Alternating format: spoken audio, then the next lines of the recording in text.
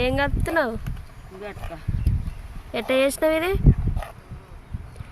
మసాలా పెట్టి ఏం పిండి? జొన్న పిండా?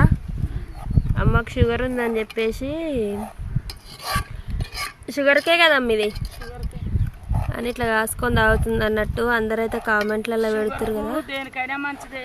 అవునా? షుగర్ తినొచ్చు, కట్టెల మీద చేసుకుంటే మంచి ఉడికి మంచిది కదమ్మా. పచ్చి పచ్చి గ్యాస్ మీద పెడితే చాలా గ్యాస్ కాలుతుంది. అయినా ఇలాంటి పాతకాలపు వంటలు అయినా కట్టెల మీదనే బాగుంటాయి.